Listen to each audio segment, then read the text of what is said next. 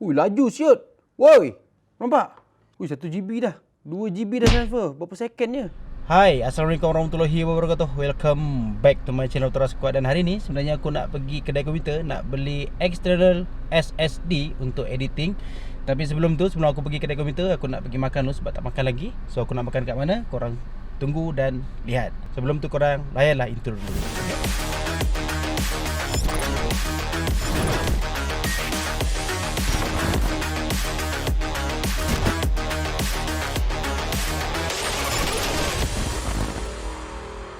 Okay guys, sebelum kita drive, kita pakai seatbelt dulu.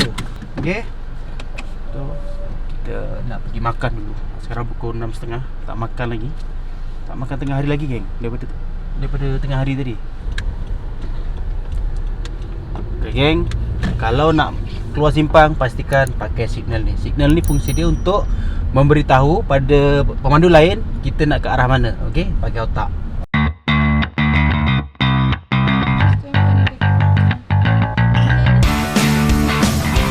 Dekat The Chicken Rice Shop, kita nak makan dekat sini. Chicken Rice Shop Giant Nilai, berhadapan dengan Giant. Sekarang ni kita masuk dulu.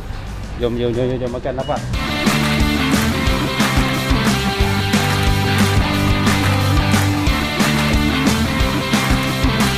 Alright geng, disebabkan aku tengah diet, aku makan gado-gado dengan tahu ni. Tahu apa entah nama dia, lupa aku. So aku makan dua benda ni. Oh, sedapnya ayam, sedapnya nasi. Aku makan ni je lah, kesiankan aku.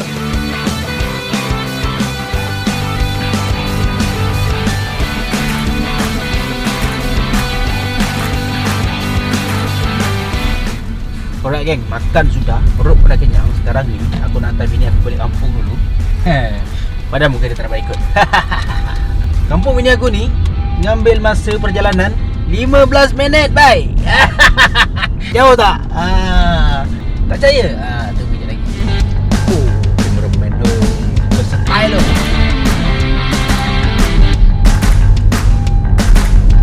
Alright geng, korang tak percaya kan? Kampung bini aku 15 minit je kan perjalanan dia. Okay, kau tengok masa jam ni. Okay, pukul 7.11 minit. Okay, korang tengok nanti sampai pukul berapa.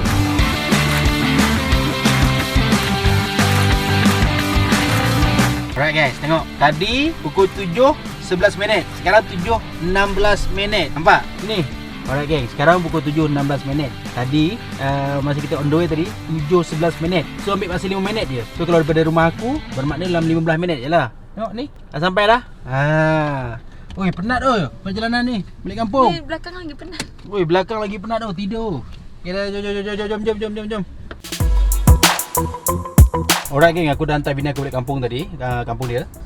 Sekarang ni aku on the way nak ke IOI City Mall dekat Putrajaya untuk pergi dekat satu kedai komputer tu. Kedai tu aku selalu pergi kalau aku nak beli barang-barang komputer. So korang stay tune, aku nak pergi kedai yang mana satu. Okay, jom.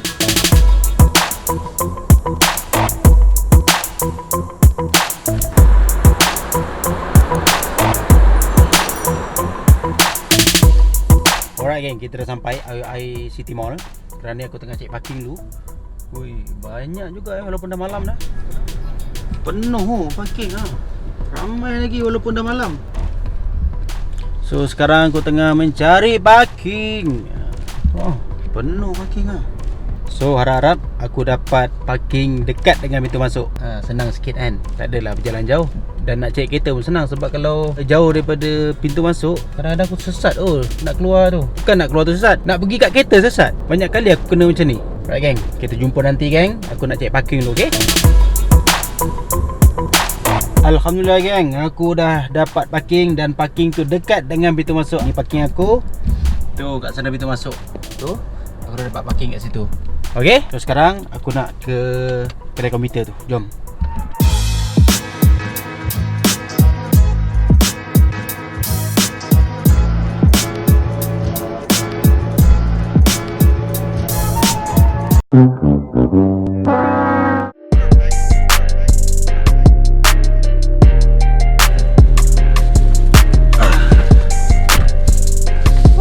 Settle.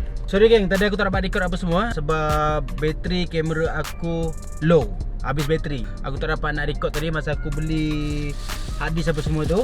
Tadi aku singgah dekat kedai Sony dekat tingkat atas. So aku tumpang kat sana untuk charge kamera aku sekejap. Dan aku pergi beli SSD. Lepas tu aku pergi kedai kamera tu balik untuk ambil kamera aku.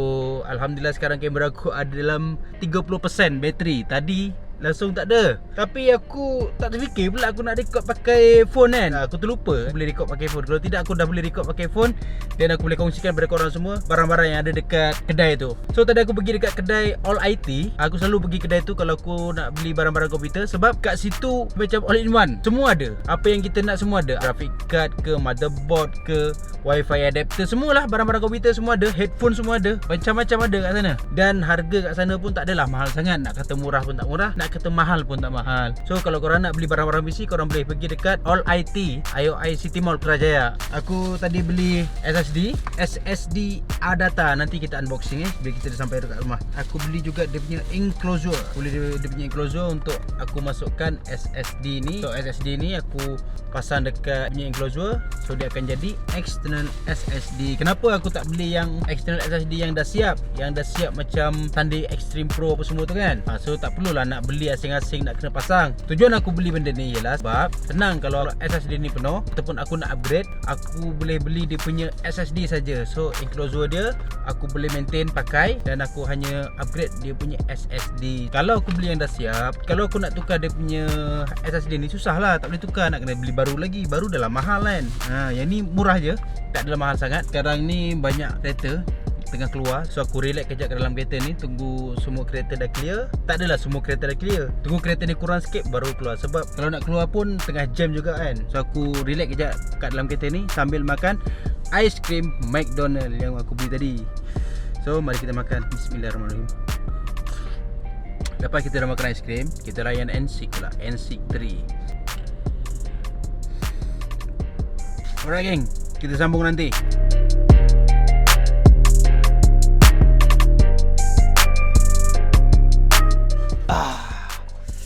Alright, aku dah sampai rumah dan aku dah siap mandi apa semua. Sekarang masanya untuk kita unbox apa barang-barang yang aku beli tadi. Tadi aku beli SSD NVMe M.2 punya SSD M.2 NVMe. So apa beza M.2 biasa dengan M.2 NVMe? Beza dia ialah yang NVMe ni bukan SATA, tapi kalau yang M.2 saja tu dia SATA. Dia masuk dekat slot SATA. Kalau yang ni dia terus masuk dekat dia punya motherboard, chip motherboard NVMe. Itu yang aku faham lah, tak tahulah. Kalau aku tersilap korang tolong betulkan lah. M.2 biasa yang SATA punya dengan M.2 NVMe ni, NVMe lagi laju daripada SATA. Sebab kalau yang M.2 SATA dia still guna slot SATA tu. Tapi yang ni dia dah guna slot lain. Dia dekat motherboard tu dia dah ada satu slot untuk M.2 NVMe punya. Okay, itu apa yang aku faham lah. So aku beli tadi Adata XPG SX8100. Nampak ni, dia punya kapasiti 256. Kenapa aku beli 256? Sebab yang ni untuk aku buat live editing saja. Tak kisahlah editing gambar ke ataupun editing video. So aku tak perlukan storage yang lebih besar. Kalau aku perlukan storage yang lebih besar, aku boleh upgrade sebab aku guna dia punya enclosure. Ni aku akan pasang SSD ni dekat dia punya enclosure dan aku akan jadikan dia sebagai external SSD. Kenapa aku nak kena guna external SSD untuk editing? Sebab aku ada guna desktop. Yang desktop ni depan aku ni, dan aku ada guna juga MacBook. So kadang-kadang kerja aku tak siap. Biasa aku edit guna desktop sebab desktop ni aku guna dua screen, dua monitor. So kadang-kadang kerja tak siap, aku terpaksa jumpa klien ke apa semua, kerja tak siap, then aku kena sambung kerja dekat MacBook. Kalau kat luar lah, aku akan lepak kedai kopi ke kedai mamak ke apa ke, so aku akan sambung kat situ. Tapi masalahnya aku kena transfer file daripada SSD dekat dalam desktop tu, aku kena transfer dekat external SSD ni yang biasa punya, SATA punya 2.5 inci, kena transfer kat sini. Lepas tu baru aku edit dekat MacBook aku ni. So sangat leceh. Mungkin ada orang bertanya, kenapa tak live editing dekat SSD ni? Bukan tak boleh, boleh laju. Tapi kadang-kadang dia ada sometime dia akan slow. Sebab yang ni dia SSD yang lama, yang 2.5 punya, dia guna SATA. Jadi dia agak slow berbanding kalau kita guna yang M.2 NVMe.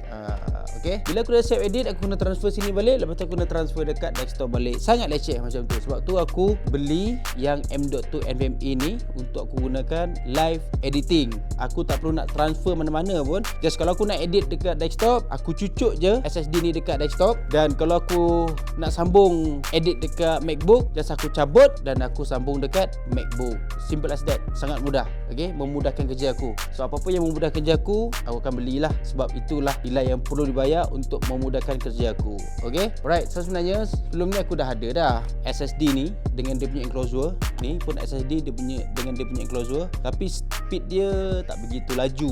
So sebab tu aku terpaksa beli yang M.2. So yang ni enclosure dia aku beli brand Orico sebab aku dah biasa dengan brand ni. Yang ni pun brand Orico juga dia punya enclosure. Lagipun dia transparent, nampak menarik kan. Tak tahulah untuk korang kan, tapi untuk aku dia nampak menarik lah sebab dia transparent. So yang ni pun transparent juga, brand Orico. Dua-dua ni brand Orico, tak ada masalah sampai sekarang. Selama aku guna okey je. Sebab tu aku beli brand Orico lagi. Selain dia punya case transparent ni sangat cantik, dia tak pernah lagi bagi masalah kat aku. Sebab tu aku beli brand Orico juga. So tanpa membuang masa lagi, marilah kita unbox dua-dua barang ni. Mari kita unbox. Lepas tu kita pasang. Nampak dia punya SSD kecil. Selain dia laju dan dia kecil, senang nak bawa pergi mana-mana. Kita ada ni. Nampak? Lepas tu ada dia punya SSD. Ni dia punya SSD. So sekarang kita unbox enclosure SSD daripada brand Orico. Bila buka ni kecil kan di tangan aku. Ni dia punya enclosure. Nampak kecil kan? Okey, ada apa lagi dekat dalam kotak dia? Kita buka. Banyak benda ni. Kita ada dia punya screw, lepas tu ada kabel type C to type C, lepas tu yang ni kabel juga, yang ni type C to type A. Apa lagi kat dalam? Oh, ada dia punya apa benda nama tu? Thermal paste, tak silap aku lah nama dia, betul tak? Ada dia punya manual book. Tu ada apa lagi? Ada dia punya Orico punya card. Thanks for choosing Orico. Ini saja, tak ada apa-apa lagi, kosong. Okey, sekarang masa untuk kita pasang SSD ni dekat dia punya enclosure. Okey, sekarang kita pasang dia punya apa nama ni? Dia punya cover XPG ni. Aku rasa ni dia punya stiker je untuk cover apa semua kan. Kita pasang kat sini. Okey. Pasang macam ni. Alright, kita dah pasang. Senang je nak pasang, nampak? XPG. Sekarang ni kita nak masukkan dekat dia punya chip dekat dalam enclosure ni. Ni first time aku pasang ni. M.2 ni biasa aku pasang untuk SATA tu, tak perlu nak buka ni. Dia just slotkan aja macam tu. Dah pasang. Sekarang kita nak tutup pula. Sebelum kita tutup, kita pasang dia punya ni kot, dia apa, thermal paste ni kot. Kita pasang dulu.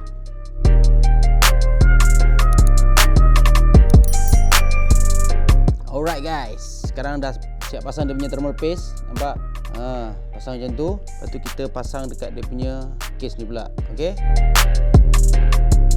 dah jadi external SSD. Nampak? Dia dah jadi external SSD. Okay, so sekarang apa yang kita perlu buat, kita cucuklah dekat komputer, kat laptop ke kat desktop kan. Ni dia punya kabel type C, type C. Cucuk sini, lepas tu yang ni cucuk dekat laptop ataupun desktop. Okay, sekarang aku nak try cucuk dekat aku punya MacBook. Okay, lepas tu kita format. Ni aku punya MacBook. Buka. Sekarang aku nak try cucuk. Bismillahirrahmanirrahim. Cucuk. Dia dah nyala guys. Nampak? Daripada kelip-kelip.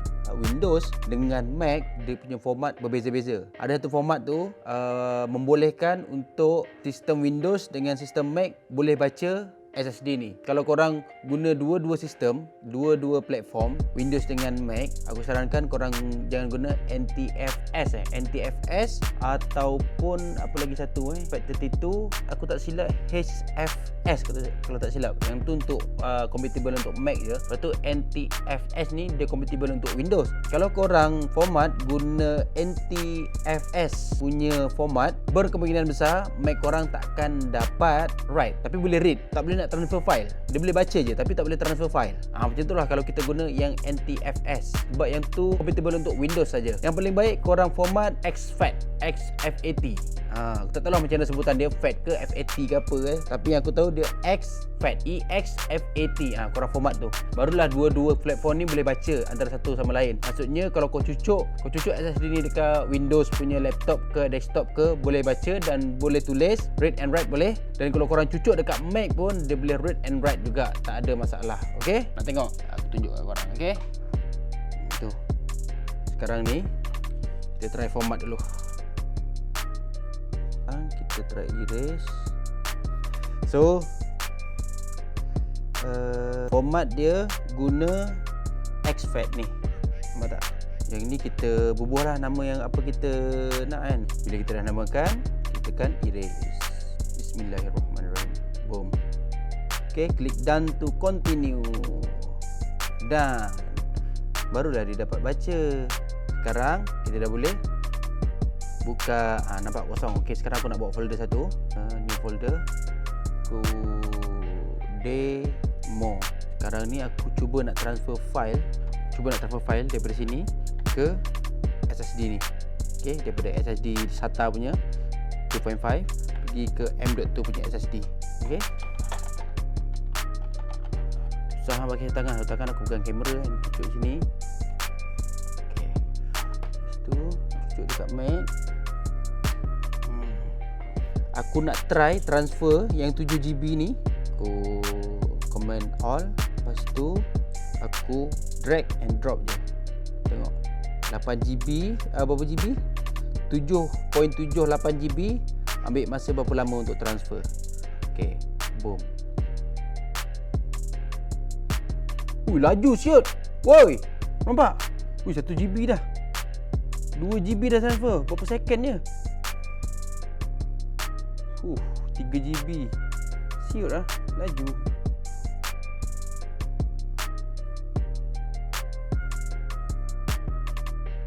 Tak tahu apa second, tapi memang laju lah. Dah.